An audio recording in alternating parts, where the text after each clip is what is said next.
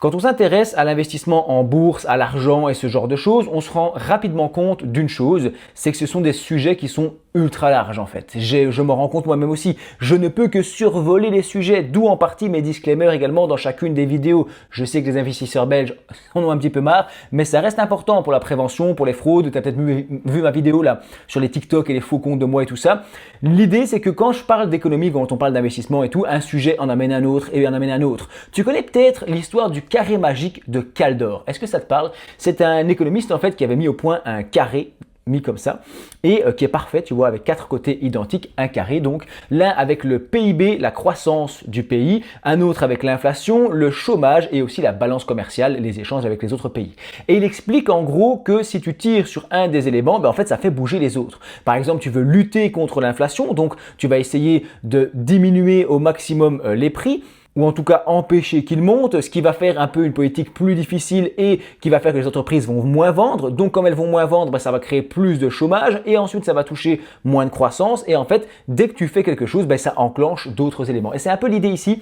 Dès que je fais une vidéo, il y a plein d'éléments qui sortent à gauche, à droite. En commentaire, certains ont la bonté, j'allais dire la gentillesse, de récapituler un peu, de nuancer certains propos, de dire oui, tu aurais pu parler de ça ou ça. C'est vrai. C'est pourquoi j'ai décidé ici de lancer ma newsletter. J'ai déjà fait 2-3 numéros avec les premiers inscrits. Et en fait, je vous parle de sujets, des coulisses de la chaîne, de sujets que j'ai aussi pas le temps de faire en vidéo ou alors qui ne mériteraient pas une vidéo complète sur les réseaux sociaux parce qu'à chaque fois, il y a un petit peu de montage, tout ça, ça prend du temps.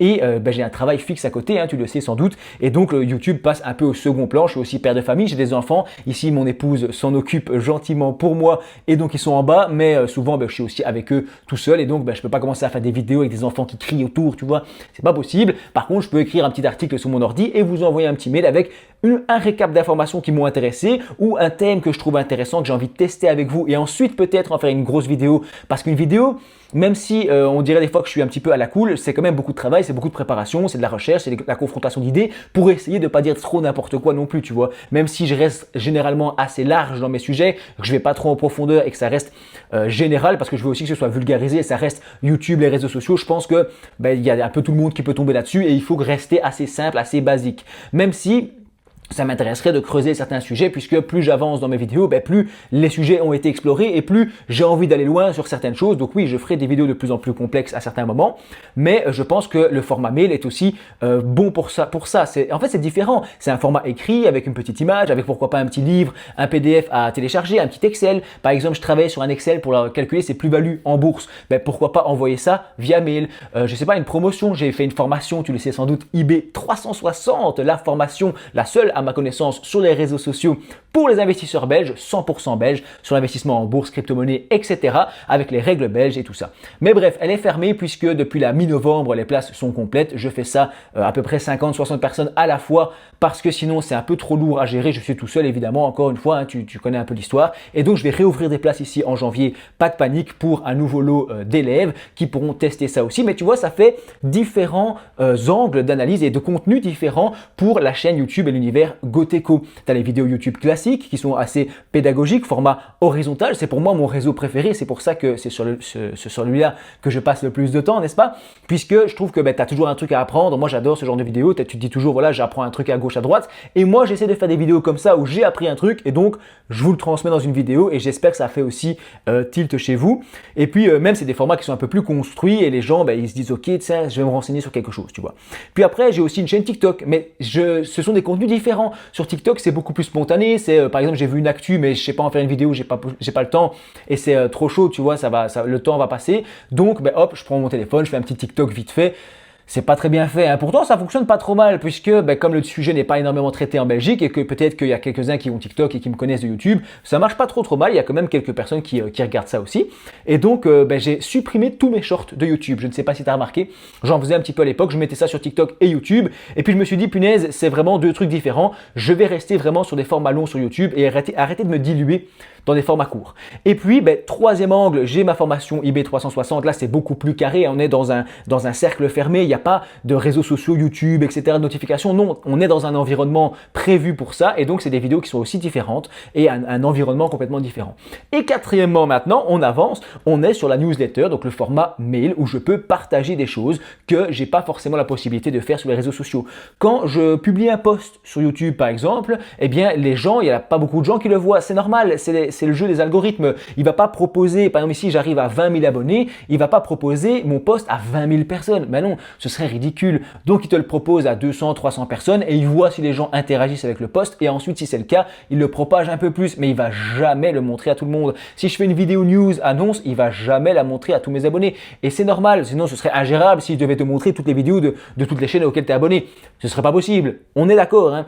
Et donc, c'est pour ça que le format mail est puissant, puisque pour un truc important, je peux l'envoyer via mail et donc tu le reçois dans ta boîte mail et tu ne peux pas louper l'info. Tu reçois la newsletter que j'ai appelée Quad 9 Goteco. Je pense que ça sonne pas mal. Et en gros, c'est vraiment une fois peut-être par semaine. Je vais essayer peut-être une fois par mois. Hein. Ce ne sera pas beaucoup plus régulier que ça. Enfin, ce sera régulier, mais ce ne sera pas tous les 2 jours un mail qui va te spam. Non, c'est vraiment toutes les 2-3 semaines, au moins une fois par mois, ça c'est certain. Ça c'est certain, il faut que je le fasse une fois par mois et que je sois assidu là-dessus. Mais c'est surtout au feeling aussi, quand il y a vraiment un élément où je dis tiens, ça c'est cool, ça c'est vraiment bien. Et ça se prête plus à un format écrit que vidéo, tu vois, puisque sur YouTube, il faut que ce soit punchy, il faut que ce soit vulgarisé, il faut que tu mettes quelques cuts pour que les gens restent sur la vidéo. Tu dois aussi ensuite rappeler des trucs. Enfin, les gens, ils savent pas faire leurs recherches quand ils veulent, puisque tu regardes la vidéo, mais tu subis un petit peu son rythme également.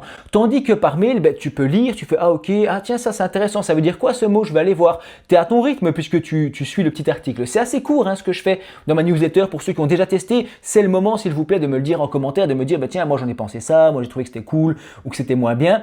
Pourquoi pas? Il y a aussi pas mal de sujets que j'hésite à faire sur les réseaux sociaux et que j'hésite à faire sur YouTube, me lancer dans des recherches et bosser là-dessus. Donc, un petit test par mail, c'est cool. Comme ça, il y a certaines personnes qui me répondent à ma newsletter, avec plaisir, et qui me disent, ouais, cool, ça c'est bien, on peut le faire, ou bien non, ça c'est pas ouf. Donc ça, c'est sympa aussi. Il y a certains abonnés aussi qui m'ont envoyé des trucs intéressants. Donc, c'est pas une newsletter marketing, n'est-ce pas? D'accord, ça va. Il y aura peut-être des trucs promotionnels pour ma formation ou des infos, tu vois, sur la chaîne et sur l'univers Goteco. Et je suis moi-même inscrit à plusieurs newsletters de plusieurs youtubeurs, tu vois, que j'apprécie et j'aime bien, tu vois, avoir des petites infos comme ça, des trucs ainsi. Et puis même, c'est des réflexions qui sont plus personnelles. C'est différent de lire aussi un texte. C'est un contenu qui est différent, encore une fois, que la vidéo.